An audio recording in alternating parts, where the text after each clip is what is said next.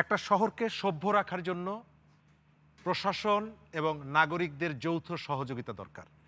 পৃথিবীর একমাত্র শহর ঢাকা, যেখানে আপনার একটা মাত্র হাত যদি থাকে, দুটো হাতের দরকার নেই, আপনি যে কোনো জায়গায় বাস থামিয়ে দিতে পারবেন। আপনি শুধু হাতটা উঁচু করবেন, বাসটি থেমে যাবে। ৫৪ বছরে আমরা অনেকগুলো জায়গা নিয়ে আমরা গর্ব করি, অহংকার করি, কিন্তু একটা রাজধানী শহরে, আমি ঢাকার বাইরের কথা বাদ দিলাম, একটা রাজধানী শহরে গণপরিবহন ব্যবস্থায় মানুষের চলাফেরার ক্ষেত্রে ন্যূনতম একটা শৃঙ্খলা আপনি প্রতিষ্ঠা করতে পারেননি। কেন পারেননি তার কারণ হচ্ছে বাংলাদেশের অন্যান্য সেক্টরগুলোতে আপনি দেখবেন যে রাজনৈতিক দলগুলোর মধ্যে বিভাজন আছে, কিন্তু বাংলাদেশের সড়ক পরিবহন ব্যবস্থায় চাঁদাবাজির ক্ষেত্রে, দখলের ক্ষেত্রে আপনি কোনো বিভাজন পাবেন না।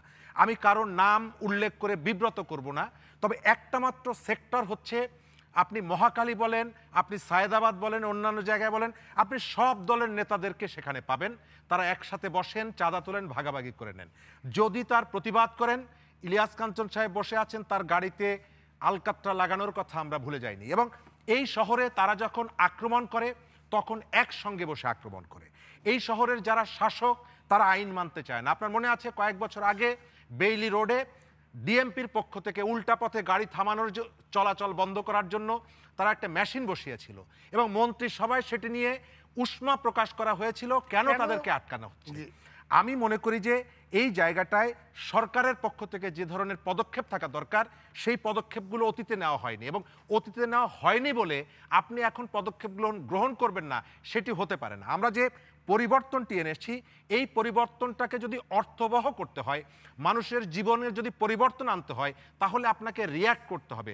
আর নাজমুল ভাই চমৎকার বলেছেন, আমি কয়েকদিন আগে গ্রামে গিয়েছিলাম, সেখানে মানুষ কি বলছে জানেন? যে আপনারা যে টেলিভিশনে আলোচনাগুলো করেন, শহরের মধ্যবিত্তের ড্রয়িং রুমের যে আলোচনা, বিশ্ববিদ্যালয় স্টাডি সার্কেলের যে আলোচনা, সেই আলোচনাগুলো করেন। সাধারণ মানুষের জীবনের যে সংকট, সেই সংকটগুলো আপনাদের এখানে আসে না। আমরা মনে করি যে সম্ভাবনাটা তৈরি হয়েছে আমাদের কারো ব্যর্থতার কারণে, অথবা আমাদের কারো সক্রিয় পদক্ষেপ গ্রহণ করার কারণে, অভাবে এই সম্ভাবনাটা যাতে নষ্ট না হয়। আপনি যে জায়গাগুলোর উদাহরণ দিয়েছেন, আমি মনে করি এই জায়গাটায় দায়িত্বশীল পুলিশের অনীহার কারণে তারা কোনোভাবেই এটি চান না।